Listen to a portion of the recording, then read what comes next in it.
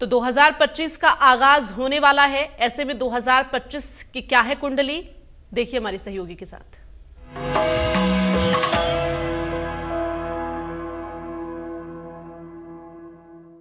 नमस्कार, बहुत स्वागत है आपका। मैं हूं पिंकी धनखड़ आपके साथ। नया साल, नई उम्मीदें, नए अवसर, हर किसी को इंतजार है साल 2025 का। और ऐसे में हर किसी ने अपने टारगेट्स भी सेट कर लिए हैं कि उन्हें नए साल पर क्या कुछ करना है। लेकिन इन टारगेट्स को पूरा करने के लिए, इन्हें अचीव करने के लिए सभी के मन में कोई ना कोई सवाल जरूर है। ये सवाल है देश की रणनीति से जुड़े हुए, देश की राजनीति से जुड़े हुए। इन तमाम सवालों के जवाब जानने की कोशिश की है हमने सिर्फ आपके लिए। और इन सभी सवालों के जवाब देने के लिए हमारे साथ है हमारे खास मेहमान, विश्वविख्यात ज्योतिषाचार्य डॉक्टर अजय भामी जी। सर, बहुत बहुत स्वागत है आपका। नमस्कार सर। नया साल शुरू होने जा रहा है और 2025 को लेकर काफी कुछ उम्मीदें हैं। सभी को 2025 से बहुत उम्मीदें हैं। ऐसे में देश के लिए ये नया साल कैसा रहने वाला है? देखिए, देश की कुंडली से बात करते हैं। जो देश की हमारी कुंडली है, ये है 15 अगस्त 1947 की, और ये वृष लगन की कुंडली है, टॉरस लगन की। और लग्न में राहु है, सेकंड हाउस में मार्स है, तृतीय में 5 ग्रह हैं, सूर्य है, शनि है, शुक्र है, बुध है और चंद्रमा है, और छठे में गुरु है, सप्तम में केतु है। तो ये कुंडली है। ये कुंडली बहुत सशक्त कुंडली है, क्योंकि जब हमारा देश आज़ाद हुआ था तो ऐसा बोलते हैं कि हम एक सुई भी नहीं बनाते थे। तो वहाँ से हम इन 75-76 सालों में वहाँ से यहाँ तक चल कर आए हैं, और देश ने इतनी तरक्की की है। हालांकि तरक्की कितनी भी की जाए, अब लगता है कम है, लेकिन अगर हम उस स्थिति को देखें तो वहाँ से बहुत आगे आए हैं। तो ये कुंडली बहुत मजबूत कुंडली है, क्योंकि स्थिर लगन है। और स्थिर लगन जब होता है तो वहाँ पर समय तो लगता है, लेकिन जो प्रोग्रेस होती है सॉलिड होती है, और फिर वहाँ से आदमी पीछे नहीं आता। तो जैसे जैसे वर्ष गुजरे हैं, देश बढ़ा है तो बढ़ता ही आगे चला गया है, और पिछले 10-12 साल में तो देश ने और भी तरक्की की है। बिल्कुल, आपने कहा कि काफ़ी मजबूत कुंडली है देश की, और काफ़ी कुछ तरक्की जो है समय के साथ भारत ने की है। लेकिन क्या 2025 में भारत विश्व गुरु बनने की दिशा में जाता हुआ नजर आएगा? देखिए, देश की कुंडली में जो दशा चलती है पिछले 10 साल से, वो चल रही है 2015 से। चंद्रमा की दशा चलती है, और चंद्रमा यहाँ पर तृतीय भाव में बैठा हुआ है और 4 ग्रहों के साथ बैठा हुआ है मिलकर। तो यह मिलके एक योग बनाता है जिसको हम बोलते हैं प्रवज्र राजयोग। ये बड़ा सशक्त राजयोग होता है। तो तीसरा घर जो होता है पराक्रम का होता है। तो भारतवर्ष अपने पराक्रम से, अपनी ताकत से, अपनी क्षमता से, अपने लोगों की क्षमता से, क्योंकि हमारे यहाँ 70% से ज़्यादा लोग तो जवान लोग हैं, young people, we are young country. तो यहाँ के जो यंग लोग हैं वो, और चंद्रमा की दशा में हमने देखा है कि देश में काफ़ी तरक्की हुई है। नई सरकार भी आई है 10-12 साल से, उस सरकार ने भी काफ़ी अच्छा किया है, और देश का एक मान सम्मान पूरी दुनिया में बढ़ा है, और यह स्थिति कंटिन्यू कर रही है। और चंद्रमा जो है, चंद्रमा का कई चीज़ों से संबंध होता है, और चंद्रमा का संबंध धन से भी होता है। तो धन की स्थिति में बदलाव आ रहा है, और मेरे को लगता है जो बहुत ज़्यादा बदलाव आएगा वो सितंबर से शुरू होगा। सितंबर 2025 से वहाँ पर मंगल की दशा शुरू होगी अगले 7 वर्ष के लिए, और मंगल यहाँ पर सेकंड भाव में बैठा हुआ है। तो ये अर्थव्यवस्था के लिए अर्थव्यवस्था की, हाँ, तो 7 वर्ष के लिए मैं बात कर रहा हूँ। तो जो मंगल जो है सेकंड भाव में बैठा हुआ है, सेकंड भाव होता है धन का भाव। तो हम ये चूँकि देश की कुंडली देखते हैं तो देश में धन की वृद्धि होगी। तो जो हमारा टारगेट है कि मोदी जी बोलते हैं कि हम 5 मिलियन की ट्रिलियन की व्यवस्था हो जाएंगे, तो मेरे को लगता है ये कोई अतिशयोक्तिपूर्ण डायलॉग नहीं है, और ये अचीव किया जा सकता है। और ये इसके सारी अचीवमेंट जो है मंगल की दशा में अचीव होने की पूरी संभावना है। इस साल में तो नहीं होगा 2025 में, लेकिन हाँ, उस दिशा में हम आगे बढ़ते जाएंगे। उस दिशा में, अर्थव्यवस्था की दिशा में, और जो टारगेट रखा गया है उसकी दिशा में हम आगे बढ़ेंगे, और उसमें हम अचीव कर लेंगे। तो कोई खास बात नहीं होगी, कोई खास बात नहीं होगी। ये नॉर्मल है, होना चाहिए, क्योंकि द्वितीय भाव में मंगल जो है वो गुरु से दृष्ट भी है। तो ये इंडिकेट करता है कि धन की स्थिति न केवल देश की बल्कि देश के हर नागरिक की, उसकी जो इनकम है उसमें वृद्धि होना चाहिए। जब तक देश के हर नागरिक की वृद्धि नहीं होगी इनकम में, जो सबकी जनरल इनकम नहीं बढ़ेगी तब तक देश की इनकम भी नहीं बढ़ेगी। तो जनरल इनकम बढ़ना बहुत आवश्यक है, आम आदमी की इनकम बढ़ना बहुत ज़रूरी है। आम आदमी की इनकम से ही देश की इनकम बढ़ती है, क्योंकि जब उसके जेब में पैसा होता है तो वो खर्च करता है तो देश के लिए ही देश के लोगों के लिए ही उपयोग होता है। बिल्कुल, और इसलिए मैंने कहा भी कि अपने टारगेट्स जो लोगों ने 2025 के लिए रखे हैं उनको अचीव करने के लिए देश की अर्थव्यवस्था पर भी नजर डालना बहुत जरूरी है, उसके बारे में भी जानना बहुत जरूरी है, तभी जाकर लोगों के टारगेट्स भी पूरे हो पाएंगे। करेक्ट। तो इसी के साथ साथ अगर बात कर ली जाए देश की राजनीति को लेकर, इस वक्त 2024 की अगर हम बात करें तो देश की राजनीति में काफ़ी कुछ बदलाव देखा गया, काफ़ी उथल पुथल भी जो है वो देखी गई। अगर जो अभी हाल ही में इलेक्शंस हुए तो ऐसे में 2025 को लेकर देश की राजनीति 2025 में कैसे रहने वाली है?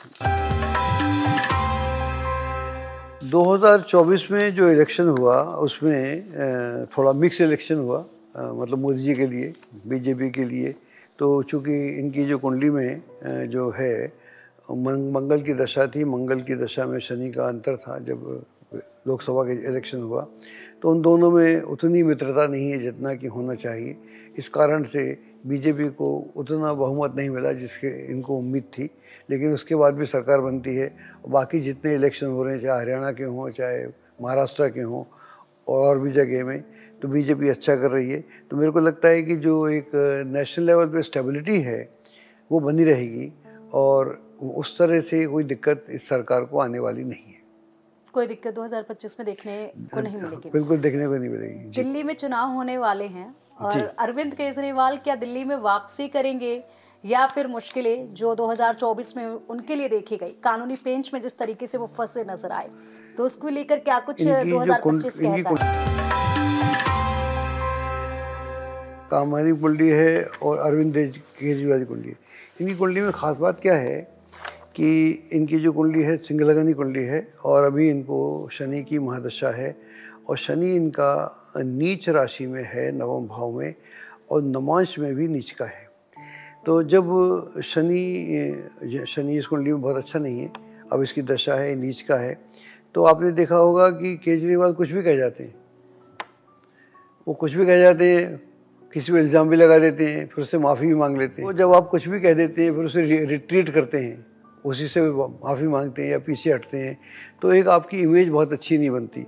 तो शनि की महादशा में सिंह लगन कुंडली है इनकी, तो मेरे को नहीं लगता कि इनके लिए जिस तरह के 2-3 इलेक्शन इनके बड़े आसान थे और ये इतनी बम्पर मेजॉरिटी से जीते थे, इस बार इनको शायद जीतना भी मुश्किल हो जाए। तो इस बार जीत मिलनी मुश्किल है। हाँ, इनको केजरीवाल को, आम आदमी पार्टी को। और इनकी जो कुंडली है उसमें भी देखते हैं हम जब देखते हैं तो उसमें भी इनका मकर लग्न है और वहाँ पर शुक्र में शनि की अंतर्दशा है, और शुक्र में जब शनि हो या शनि में शुक्र हो तो वो पीरियड बहुत अच्छा नहीं होता। हालांकि मकर लगन के लिए दोनों बहुत अच्छे ग्रह हैं, लेकिन उन दोनों का आपस में समन्वय नहीं होता। शुक्र चाहता है कि मेरे को ये पार्टी बोलेगी कि बहुत सारी सुविधाएं देने वाली हूँ। ना देखिए, ना तो मैं बीजेपी से हूँ, ना मैं कांग्रेस से हूँ, ना मैं आप से हूँ, मैं ज्योतिष से हूँ। मेरी पार्टी पूछे तो ज्योतिष है। मैं बिल्कुल निष्पक्ष एनालिसिस करने का प्रयास कर रहा हूँ। तो वहाँ पर मेरे को लगता है शनि और जो शुक्र का जो कॉम्बिनेशन है, शुक्र शनि का, वो अच्छा नहीं है। इनकी कुंडली में शनि की जो महादशा है वो अच्छी नहीं है। तो मेरे को नहीं लगता कि ये जितनी आसानी से जीतते आ रहे हैं ये जीतते रहेंगे। अगर ये हार जाएंगे तो मुझे कोई ताज्जुब नहीं होगा। हारेंगे तो कोई हैरानी की बात मुझे हैरानी बिल्कुल नहीं होगी। 2025 भी अरविंद केजरीवाल के लिए बेहतर नहीं रहने वाला है। उनका बेहतर नहीं है क्योंकि इनका काफ़ी रुतबा रहा है पिछले 10-12 साल से। बिल्कुल 3 बार जीते हैं शायद। ये पहली बार तो कम जीते थे, लेकिन दोनों बार तो बिल्कुल ऐसी बम्पर जीत तो देखी नहीं किसी की। उनके लिए दिल्ली में जीत काफ़ी आसान लगती नजर आई हमेशा, लेकिन इस बार ऐसा मुझे नहीं लगता। तो 2025 मुश्किल भरा रहेगा। मेरे को लगता है उनके लिए मुश्किल है। हम राजनीति की बात कर रहे हैं सर, और राजनेताओं की भी हम बात कर रहे हैं, तो ऐसे में ये ज़रूरी हो जाता है देश के प्रधानमंत्री नरेंद्र मोदी जी के बारे में जानने के लिए 2025 उनके लिए कैसा रहने वाला है। इनकी जो कुंडली है, इनकी कुंडली बड़ी सशक्त कुंडली है मोदी जी की। और इस कुंडली की जो खास बात यह है कि इस कुंडली में एक 2, 3, 4, 5 योग है, राजयोग जिसको हम बोलते हैं। पहला तो रोचक पंच महापुरुष राजयोग है जो मंगल लग्न में बैठा हुआ है, तो ये अपने आप में अकेला ही बहुत होता है। और उसके ऊपर जो चंद्रमा और गुरु के बीच में गज केसरी राजयोग भी है, और भी बहुत सारे कई योग हैं। और इनको जब चंद्रमा की दशा चली हुई 2011 से लेकर 2021-22 तक, तो उसमें इनका विकास हुआ और ये पीएम बने और पूरे दौरान में अक्षुण्ण रहे। और अभी जो वर्तमान में मंगल की महादशा इनको चल रही है, मंगल में शनि था जब 2024 में इसका इलेक्शन हुआ था लोकसभा का, तो उन दोनों में कनेक्शन नहीं था अच्छा। इस कारण से सरकार तो बनी लेकिन अपनी दम पे नहीं बनी, सपोर्ट से बनी, लेकिन सरकार तो बनी, ये भी इम्पोर्टेंट पॉइंट है। और दूसरा है अभी मार्च में वो शुरू हो जाएगा, बुध की अंतर्दशा होगी मंगल की महादशा में। तो यह जो दशा है अच्छा है, इनका विदेश में रुतबा बढ़ेगा। और मेरे को लगता है कि ये बहुत सारे कॉरपोरेट्स को विदेश से इंडिया में लाने में सफल होंगे और वो आकर यहाँ इन्वेस्ट करेंगे। तो चूँकि इन्वेस्ट कोई भी बाहर का कंट्री तभी करता है जब देश में स्टेबिलिटी हो, तो स्टेबिलिटी देश में है ही, और ये उनको अट्रैक्ट करेंगे। तो मेरे को लगता है इनकी जो ख्याति ऑलरेडी विदेश में है वो काफ़ी बढ़ने वाली है, और ये बहुत इम्पॉर्टेंट रोल इंटरनेशनल पॉलिटिक्स में करने वाले हैं। तो इनका रुतबा बढ़ेगा, इनका सम्मान बढ़ेगा, और इनके सम्मान बढ़ने से देश का सम्मान बढ़ेगा। तो दुनिया में पीएम मोदी की छवि और भी ज़्यादा मजबूत होगी समय के साथ। 2025 इस दिशा में दिखा रहा है। लेकिन यहाँ पर चूँकि है थोड़ा सा अष्टम का भी भाव है, थोड़ा सा स्वास्थ्य का कोई थोड़ी छोटा मोटा प्रॉब्लम हो सकता है। बाकी कुल मिला के तो कुंडली बहुत अच्छी है। इसी के साथ हम बात कर लेते हैं अब प्रियंका गांधी और राहुल गांधी को लेकर भी, क्योंकि जिस तरीके से प्रियंका गांधी ने साल 2024 में शुरुआत कर दी है, अब वो सामने आई हैं और इसी के साथ संसद में उन्होंने कदम रखा, अपनी स्पीच भी दी। हमेशा ही प्रियंका गांधी के अंदर जो है इंदिरा गांधी की छवि देखी जाती है। काफी उम्मीदें कांग्रेस पार्टी को अब प्रियंका गांधी से है कि अब पार्टी को एक बार फिर से प्रियंका गांधी ही दोबारा से उभार सकती हैं और उन्हें नई ऊंचाइयों पर ले जा सकते हैं। राहुल गांधी और प्रियंका गांधी दोनों के लिए साल 2025 कैसा रहने वाला है? देखिए, जहाँ तक राहुल गांधी का सवाल है, राहुल गांधी की जो कुंडली है मेरे पास में ये है तुला लगन की कुंडली है, और लग्न में गुरु है, सप्तम में शनि है। कुंडली अच्छी है और इन्होंने अच्छा राइज भी किया है पिछले 1-2 साल में। लेकिन वर्तमान में जो इन्हें है, राहु की महादशा में शनि की अंतर्दशा चल रही है, और शनि यहाँ पर नीच राशि में है, लग्न में, नमाज में तो ठीक है, नीच राशि में है। तो क्या होता क्या है कि यहाँ पर आप आगे तो बढ़ते हैं, लेकिन आगे बढ़कर बहुत ज़्यादा आगे नहीं बढ़ते। आप ग्रोथ तो करते हैं, यहाँ से यहाँ तक तो गए, वहाँ जाना है आपको इस छत को फाड़ के जाना है। तो छत नहीं फाड़ते, आप यहाँ इसी में मंडराते रहते हैं। ये एक मुश्किल है। दूसरी मुश्किल क्या है कि इनका जो लग्नेश है शुक्र, लग्न कुंडली भी बहुत अच्छा है, 10वें भाव में है, सज्जन है, सुशील हैं, पढ़े लिखे हैं, लेकिन नमाज में जाकर ये नीच का हो जाता है। जब लग्नेश नमाज में जाकर नीच का हो जाए और आप बहुत बिना मैनिपुलेशन के राजनीति करें, तो फिर आपको बहुत ज़्यादा सफलता नहीं मिलती। और अगर ये मैनिपुलेटिव हो जाएं तो इनको सफलता मिल सकती है। ये मैनिपुलेटिव होंगे नहीं, जिस तरह का इनका चरित्र है, तो उससे नहीं लगता है कि मैनिपुलेटिव होंगे। पॉलिटिक्स में का एक गुण है कि आदमी को, पॉलिटिशियन को मैनिपुलेटिव होना चाहिए। तो ये बहुत सपाट है ना, जो है सो है, बिल्कुल साफ हाँ जैसे हैं। तो इस तरीके से आगे नहीं बढ़ सकते।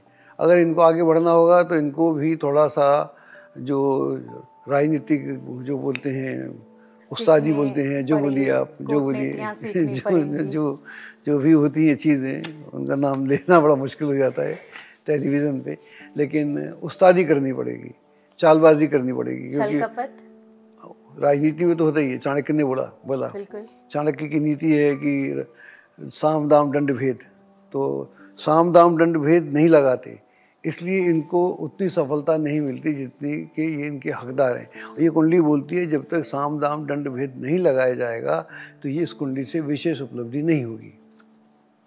तो इनको अब इस दिशा में काम करना चाहिए। अगर ये वाकई अपने कांग्रेस पार्टी को बहुत आगे लेके जाना चाहते हैं, इनको साम दाम दंड भेद जो चाणक्य की बहुत पुरानी नीति है उसको लगाएं तो बात बने, वरना जैसा चलता है वैसा चलता रहेगा।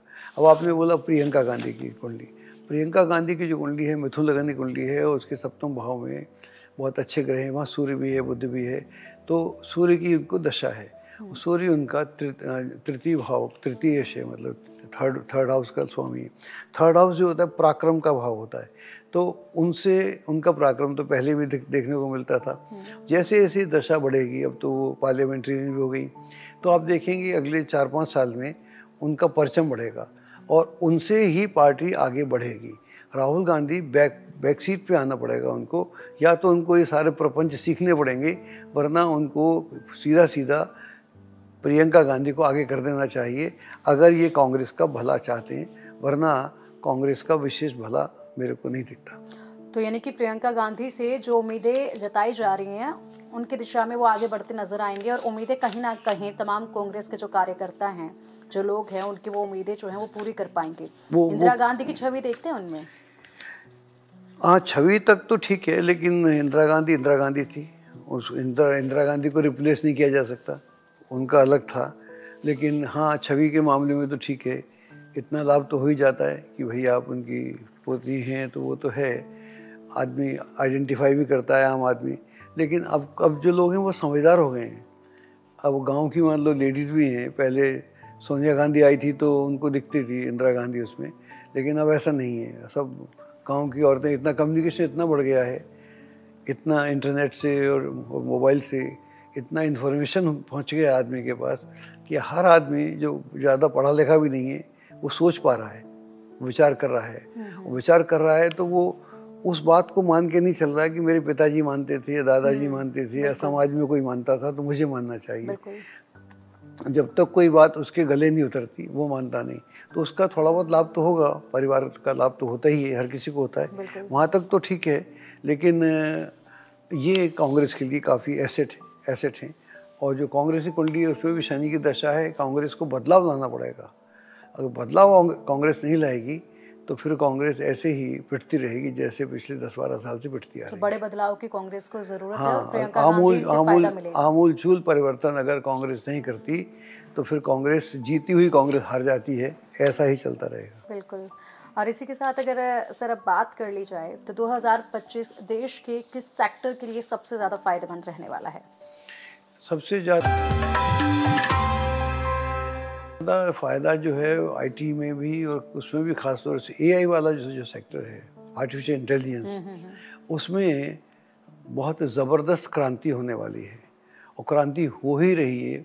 इस तरह का भी सुनने में आ रहा है, बल्कि दिखता भी है कि जो इसको हम देखते हैं, इसको हम दुनिया के हिसाब से देखते हैं, इसको देश के हिसाब से देखते ही हैं। इसको जब हम विश्व कुंडली बनाते हैं, जो हमने इस बार विश्व कुंडली बनाई थी, उस कुंडली में सूर्य जो है वही राजा है और वही मंत्री है।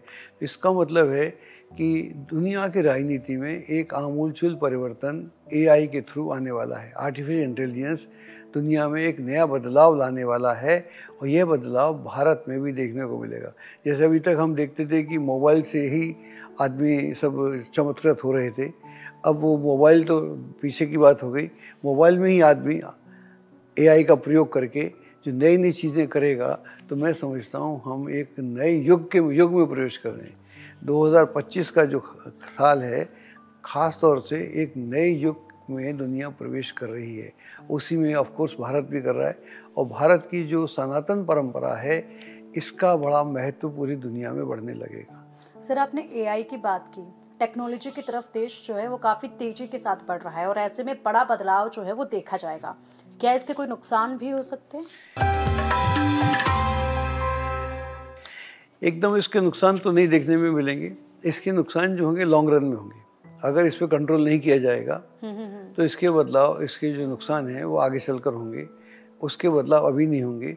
और एक मैं आपको और बात बताऊं कि अभी मई 2025 से बृहस्पति जो है आकाश का, सोलर सिस्टम का, सौर मंडल का सबसे बड़ा ग्रह है, और वो अतिचारी होने जा रहा है अगले 8 वर्ष के लिए। फिर उसके बाद 2036 से 2043 तक 16 वर्ष वो जुपिटर जो है फास्ट फॉरवर्ड होगा, अतिचारी होगा। फास्ट फॉरवर्ड होगा, इसका मतलब ये है कि वो भाग रहा है अपनी राशि में, उसको 1 वर्ष रहना है, 5 महीने में भाग जाता है, दूसरे राशि में आता है, फिर पीछे आता है, फिर भागता है, तो ऐसे करेगा। ऐसा इसने किया था 2019 से लेके 2022 के बीच में। तो तब हमने पेंडेमिक देखा था, कोरोना देखा था, दुनिया में सब कुछ बदल गया था। हर बार तो ऐसा नहीं होता, लेकिन यहाँ पर बहुत सारे बदलाव आएंगे। तो हमको ऐसा लग रहा है कि हम एक नए युग में ही जा रहे हैं, नए युग परिवर्तन की ओर में जा रहे हैं, और इसलिए उसमें एआई भी आ रहा है। तो एआई का कितना रोल होगा, क्योंकि एआई अभी तो बहुत शैशव अवस्था में है, अभी तो बहुत कम लोग जानते हैं, अभी तो सीख रहे हैं। बिल्कुल।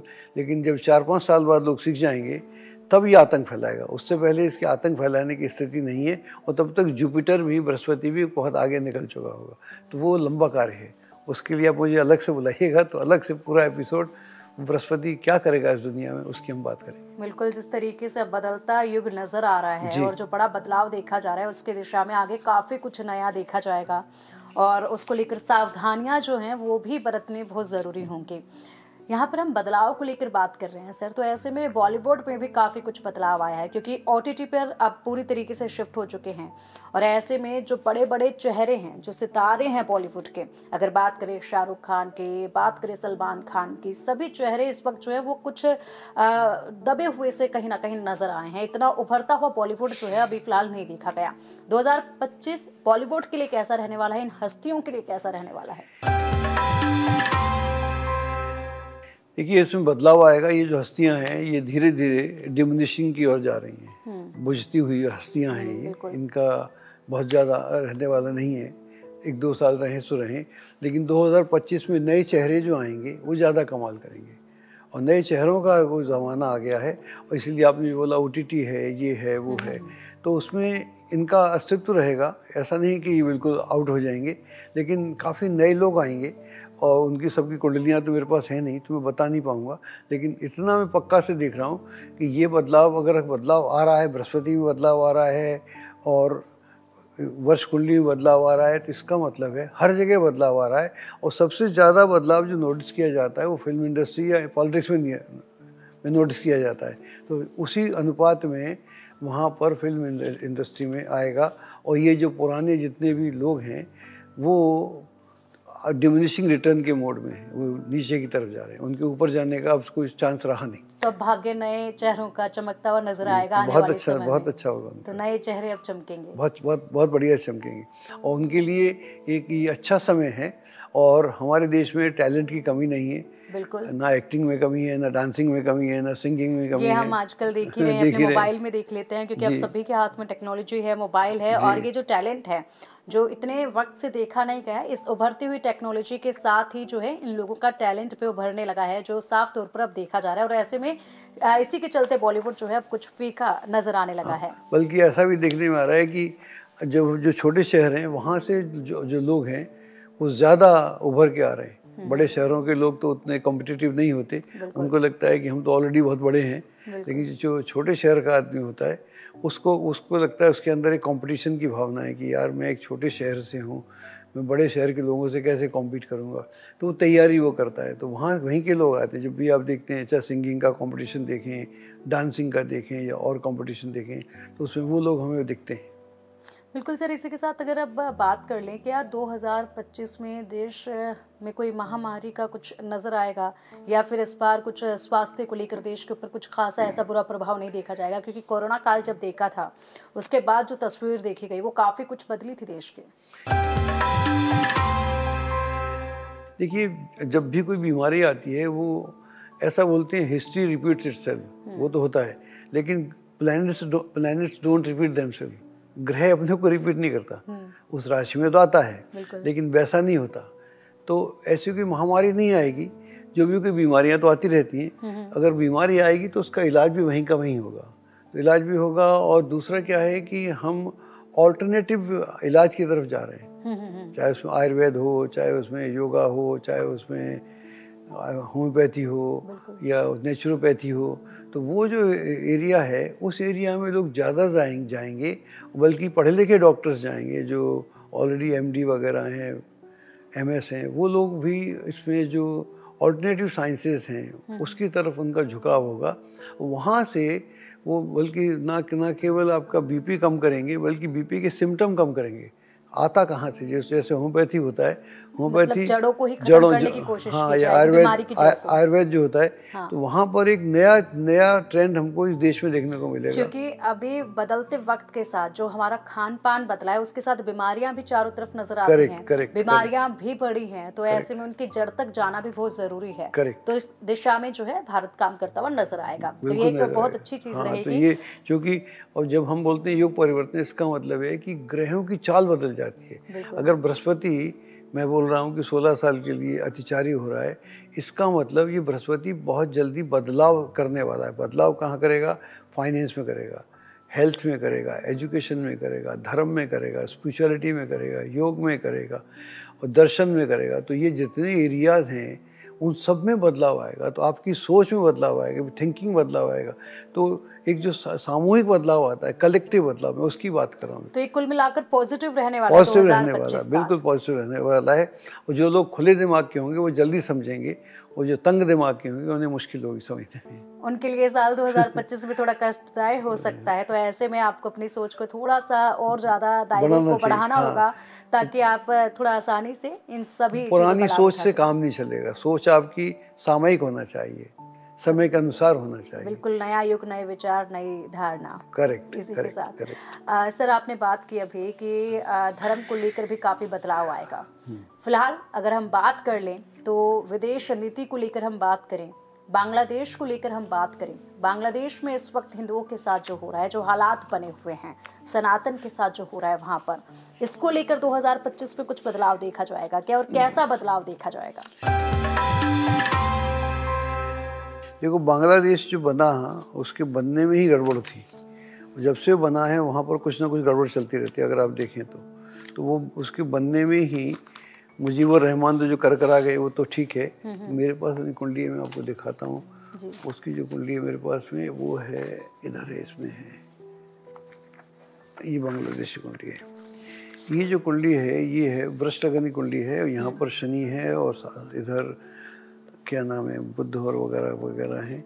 तो अभी इनको चंद्रमा की दशा चलती है। तो वहाँ पर जो है, चंद्रमा का मतलब ये होता है कि भावनाएं, आप भावनाएं भड़का दो तो मासे तैयार हो जाते हैं कुछ भी करने को।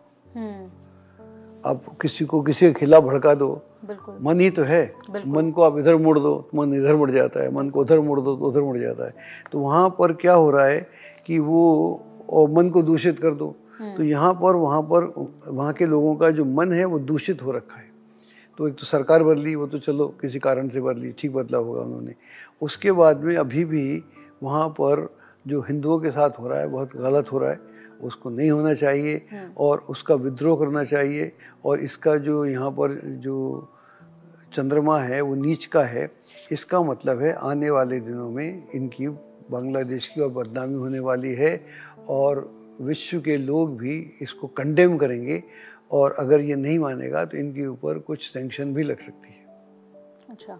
हाँ, इनको रोकना पड़ेगा, जो भी अत्याचार कर रहे हैं माइनॉरिटी के प्रति, इनको रोकना पड़ेगा। अगर ये नहीं रोकेंगे तो बाहर के जो भी पावरफुल देश हैं, चाहे इंडिया हो, अमेरिका हो, रशिया हो, जो भी हो, वो इनको वो मदद नहीं देंगे और इनके ऊपर प्रेशर डालेंगे और प्रेशर से इनको मानना पड़ेगा, क्योंकि ये ऐसे शायद नहीं मानेंगे, बिल्कुल ये शराफत से नहीं मानेंगे। तो इनको प्रेशराइज करना पड़ेगा, इनको प्रेशराइज करेंगे तब फिर इनको झुक के मानेंगे। तो वहाँ पर हिंदुओं के हालात बेहतर होंगे 2025 में? बेहतर होंगे, क्योंकि इनके ऊपर जब तक इनको डंडा नहीं चलाया जाएगा, यानी प्रेशर नहीं डाला जाएगा, तब तक बात नहीं बनेगी। तब तक बात नहीं बनेगी, तो अपने आप नहीं मानेगी, अपने आप नहीं मानेगी। ये वो क्या बोलते हैं, कौन से भूत होते हैं, डंडे के भूत, लातों के भूत, लातों के भूत बातों से नहीं मानते। बातों से नहीं मानेंगे, तो बातों से नहीं मानने वाले, बिल्कुल ठीक पाकिस्तान की तरह। हाँ, तो और अभी आपने जैसे सर बात की कि बांग्लादेश की शुरुआत ही गलत हुई थी और शुरुआत से कुछ ना कुछ होता रहा है। ऐसे में मुझे अब याद आ रहा है कि पाकिस्तान को लेकर हम बात कर ले। पाकिस्तान और भारत जब आजाद हुआ था तो आधे घंटे का, कुछ समय का ही, कुछ पलों का ही जो है फासला था, क्योंकि 14 अगस्त और 15 अगस्त आधे घंटे का कुछ डिफरेंस था। तो ऐसे में अब पाकिस्तान के हालात देखिए, भारत के हालात देखिए। भारत लगातार तरक्की की तरफ जाता नजर आ रहा है, पाकिस्तान जिसके हालात बहुत ही ज़्यादा गंभीर इस वक्त हैं। और ऐसे में पूरी दुनिया को पता है पाकिस्तान लगातार बर्बाद होने की कगार पर नजर आ रहा है। और ऐसे में जो फासला है आज़ादी के वक्त का, जिस तरीके से दोनों देश आज़ाद हुए थे, तो क्या इतने समय से भी प्रभाव पड़ता है क्या भाग्य पर? मैं आपको एक और बात बताऊं जो बहुत सारे लोगों को नहीं मालूम होगी। 13 अगस्त 1947 को अंग्रेज भारत को आज़ाद करने को तैयार थे। उन्होंने बोला कि हम आपको आज आज़ादी देंगे। इस बीच में डॉक्टर राजेंद्र प्रसाद ने, जो हमने हमारे पहले राष्ट्रपति थे, वो और उन लोगों ने ज्योतिषियों को, जो उस समय के महत्वपूर्ण ज्योतिषी थे, उसमें उनके नाम भी हैं, उनसे उन्होंने परामर्श दिया। उन्होंने कहा आज के दिन तो आज़ादी लेने का कोई मतलब नहीं है, हम आज़ादी लेंगे तो कल लेंगे, यानी 14 अगस्त को लेंगे, 13 को नहीं लेंगे। और उसमें भी हम दिन में नहीं लेंगे, हम मध्य रात्रि में लेंगे, जिसको हम अभिजीत मुहूर्त बोलते हैं। रात के 12 बजे अभिजीत मुहूर्त होता है, दिन के 12 बजे भी होता है, 24-24 मिनट का होता है। तो 12 बजे से मध्य रात्रि में उससे पहले 24 मिनट पहले, 24 मिनट बाद अभिजीत मुहूर्त होता है। अभिजीत मतलब शुद्ध मुहूर्त। ऐसा ही दिन में दोपहर के वक्त 12 बजे से पहले, 24 मिनट पहले, 24 मिनट बाद में ऐसा होता है। उन्होंने बोला हम इस समय आप लेंगे, और उसके लिए उन्होंने जो समय चुना वो वृष लगन का चुना। इसी बीच उधर पाकिस्तान को तो बहुत जल्दी थी, जिन्ना को बहुत जल्दी थी, वो अपना फटाफट चाहते थे। तो उन्होंने 11:30 बजे उसी दिन, यानी 14 तारीख को 11:30 बजे अपने देश को आज़ाद किया। और वहाँ पर उनको जो लग्न बना वो मेष बना। और मेष बना और सारे ग्रह जो थे चौथे घर में चले गए। चौथा घर होता है पब्लिक का, तो वहाँ की पब्लिक के ऊपर जुल्म ही होते रहे, वो पब्लिक कभी शांति नहीं हुई। तो वहाँ जब भी कभी डेमोक्रेसी आती है तो थोड़े समय के लिए आती है, उसके बाद में तुरंत वहाँ ना कोई या तो राष्ट्रपति को उड़ा देते हैं या प्रधानमंत्री को जेल में डाल देते हैं। अभी इमरान खान भी जेल में पड़े हुए हैं, और पहले किसी बेनज़ीर भुट्टो को मार दिया था। तो वहाँ इस तरह का चलता रहता है। तो वहाँ पर सिर्फ आधे घंटे के अंतर से इतना बड़ा अंतर आ गया, जबकि हमारे यहाँ पर ऐसा नहीं होता। एक बार इंदिरा गांधी ने इमरजेंसी लगाने की कोशिश की थी, उन्होंने खुद भी माफ़ी मांगी, उसके बाद ऐसा कभी हुआ नहीं, ना ऐसा कभी होगा। तो यह अंतर आधे घंटे का है। इसलिए ज्योतिष में समय का बड़ा महत्व है। समय का बड़ा महत्व है, और मिनट मिनट से जो है भाग्य बदल सकता है, ऐसा बदलाव जो है वो हो सकता है। तो इसका काफी इसलिए कहते हैं कि शुभ मुहूर्त पर ही किसी बड़े कार्य की जो है वो शुरुआत करनी चाहिए, इसलिए वो होता है शुभ मुहूर्त। तो यहाँ पर ये पूरा बड़ा एक उदाहरण है शुभ मुहूर्त को लेकर, जिस तरीके से आपने बताया सर।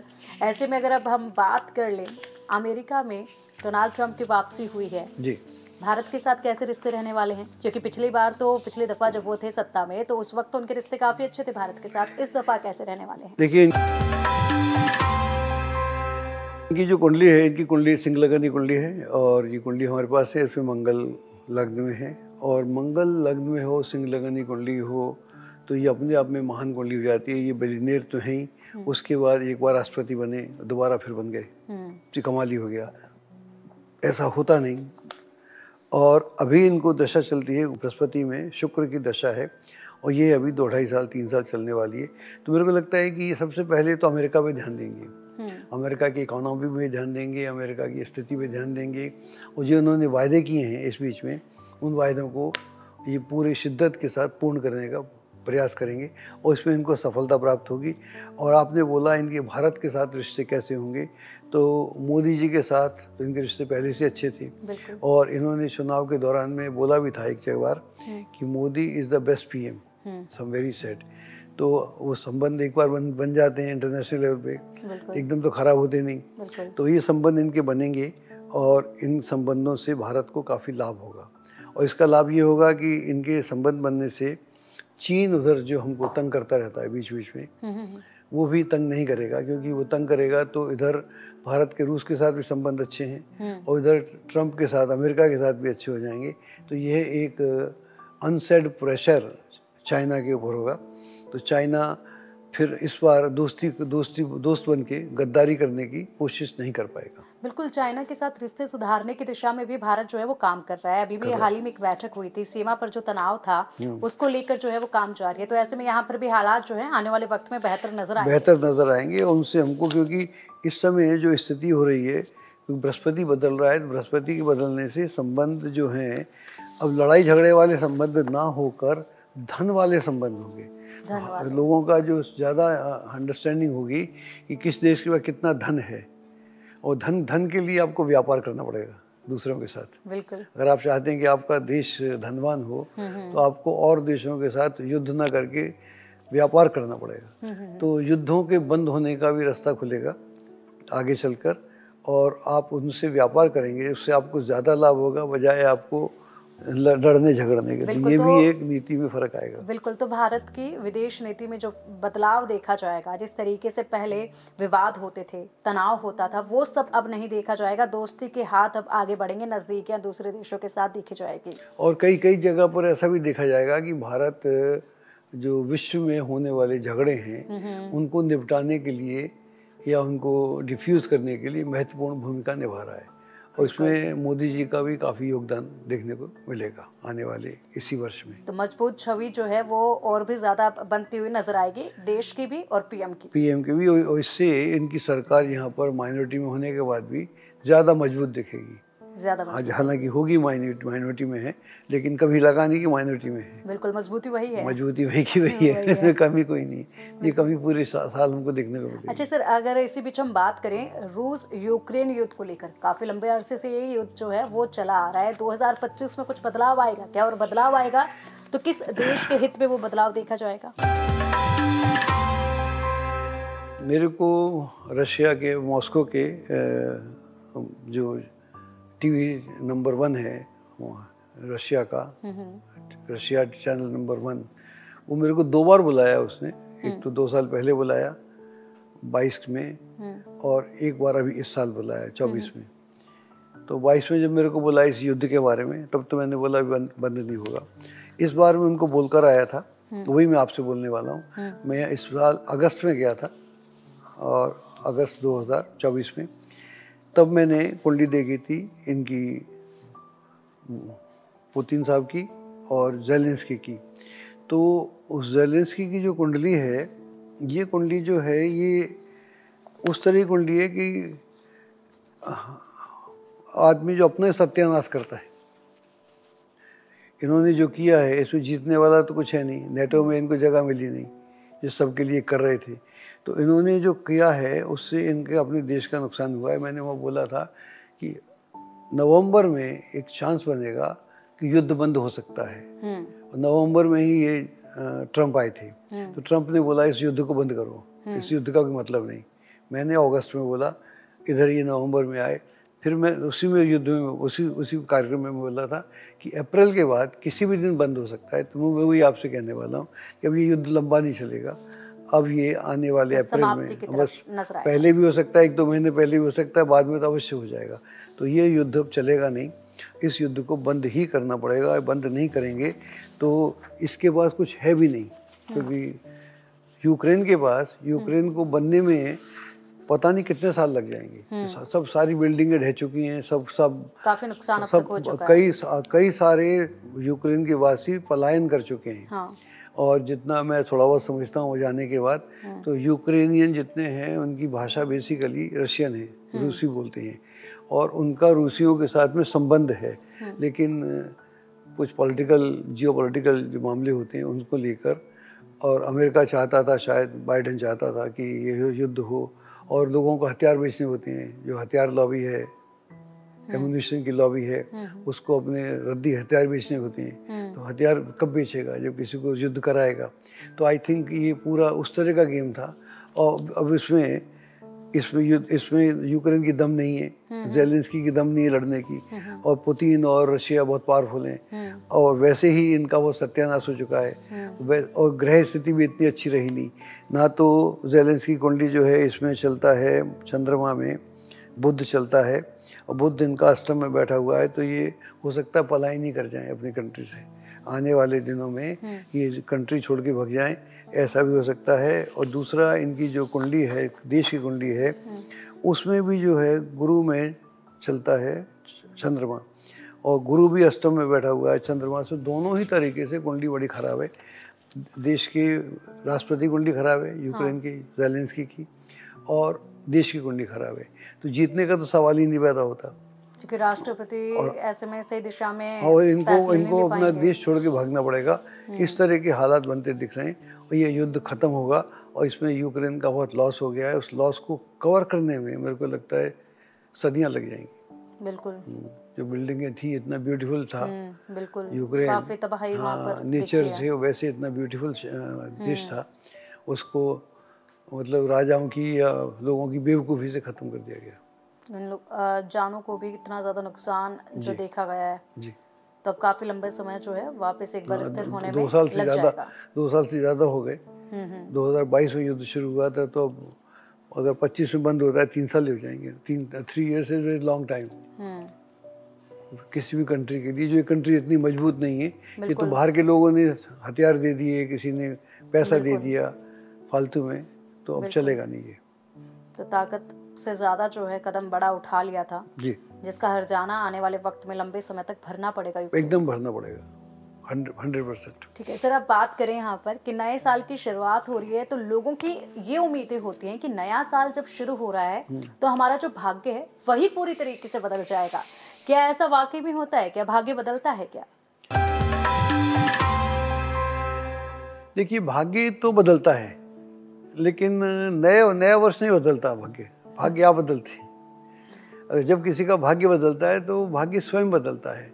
जो उसका संकल्प है, और संकल्प उसका ऐसा हो कि अगर तो नया साल में हम लोग, कई लोग संकल्प लेते हैं। संकल्प अगर लेना है वो किसी भी दिन लिया जा सकता है, नए साल से ताल्लुक़ नहीं है उसका, क्योंकि नया साल में आदमी कुछ नया करना चाहता है। उस एंगल से अगर सोचें तो चलो, बिल्कुल, जैसे कहते हैं जब जागो जब सवेरा। करेक्ट। तो नए साल में अगर आप संकल्प लेते हैं तो वो संकल्प ऐसा हो कि अगर मैं कुछ करूँगा तो फिर आप करेंगे। उसके प्रति कितने ईमानदार हैं आप। बिल्कुल। अगर ईमानदार नहीं है तो संकल्प मत लीजिए। आपको ईमानदार हैं, जब भी आप संकल्प लेंगे तो आपको त्याग करना पड़ेगा। अगर आप बोलेंगे, मान लीजिए बच्चा बोलता है मैं 2 घंटे पढ़ूंगा 4 से 6, तो 4 से 6 ना तो मोबाइल देखेगा, ना वो मित्र से बात करेगा, ना वो इधर जाएगा ना वो उधर जाएगा। तो आपको बहुत कुछ त्याग करना पड़ता है। जब आदमी त्याग करने को राजी है तब उसका संकल्प काम करता है। बिल्कुल, काफी जोश में जो है युवा खासकर साल की शुरुआत पे जिम की मेंबरशिप ले लेते हैं साल भर के लिए, लेकिन उसके बाद फिर आज नहीं कल से शुरुआत करेंगे। अगर आपने मेंबरशिप ली है तो तभी लीजिएगा। क्यों मैं लूँगा तो मैं जाऊँगा तो मैं रोज़ जाऊँगा, और कितने समय जाऊँगा, कोई मेरा टाइम होगा, उस समय तूफान आए आंधी आए मैं जाऊँगा, तब तो बात बनती है, तब तो संकल्प का फ़ायदा होता है।